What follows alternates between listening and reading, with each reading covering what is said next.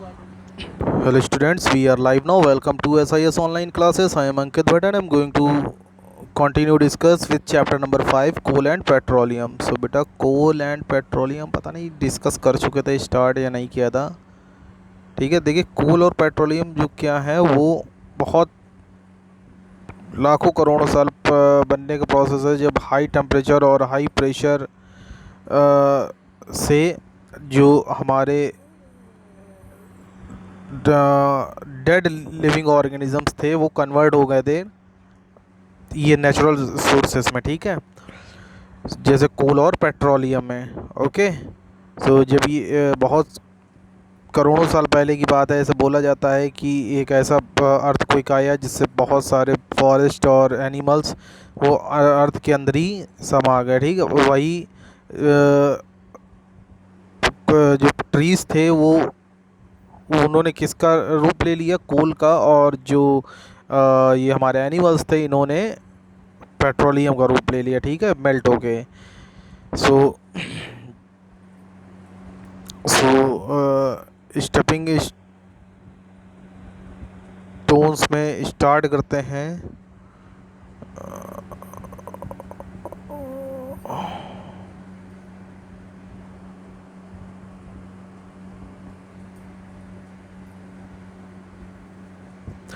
We use coal and petroleum to drive an automobile or operate a machine. Plastic objects and synthetic fibers are made from petroleum products which cannot be replaced by other natural resources. Some resources such as oil and drinkable water are becoming scarce as the population is increasing in billions. We must understand that nature has gifted us the natural resources. सिर्फ nature ने हमको gift किए हैं natural resources से। So it is our responsibility, ये हमारी responsibility है to make maximum and fair use of these resources, कि हम इसका ज़्यादा से ज़्यादा और बिल्कुल फेयरली यूज़ करें। ठीक है, so that they are unavailable for future generation to.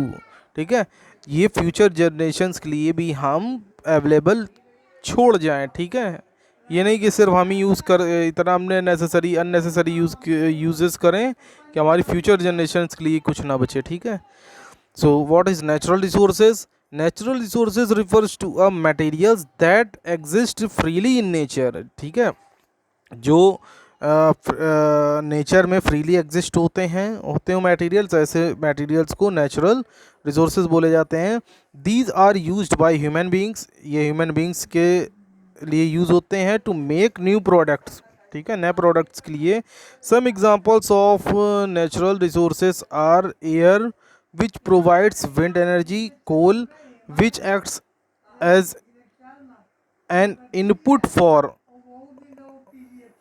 electricity, forests which provide paper, wood, or and various medicines, water which is used for drinking and productions of hydrochloric energy, and sunlight which is used for drying clothes, photosynthesis, and it provides solar energy. ठीक है, सो ये जितने भी water जो use करते हैं, hydrochloric electric energy, sunlight, ठीक है, ड्राइंग क्लोथ्स, फोटोसिंथेसिस, ठीक है, and it's provide solar energy, और सोलर एनर्जी इनसे प्रोवाइड होती है। टाइप्स ऑफ नेचुरल रिसोर्सेज, तो on the basic of availability of nature resources they can be classified into two categories, exhaustible and inexhaustible. So अब हम कल discuss करेंगे exhaustible और इनएग्जॉस्टिबल सब्सटेंसेस को। ओके, आज का टॉपिक यहीं ओवर करते हैं। Okay, so bye, take care.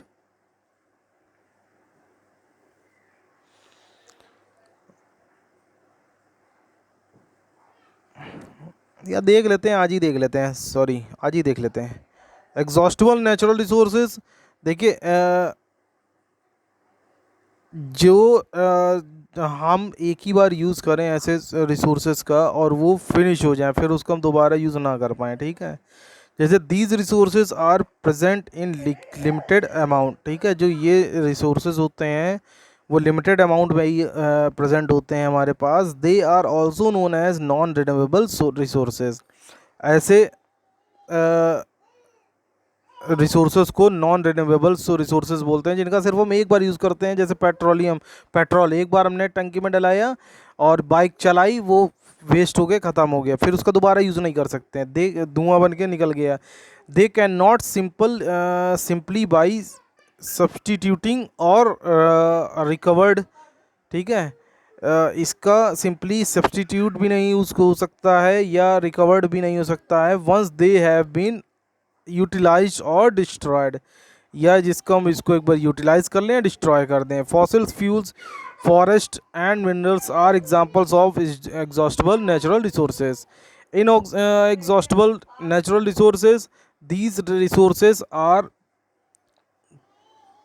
consistently available regardless of their use. They are present in unlimited quality in nature and do not get exhausted or depleted by human activities. Sunlight, wind, water, and air are examples of inexhaustible natural resources. They are also known as renewable resources.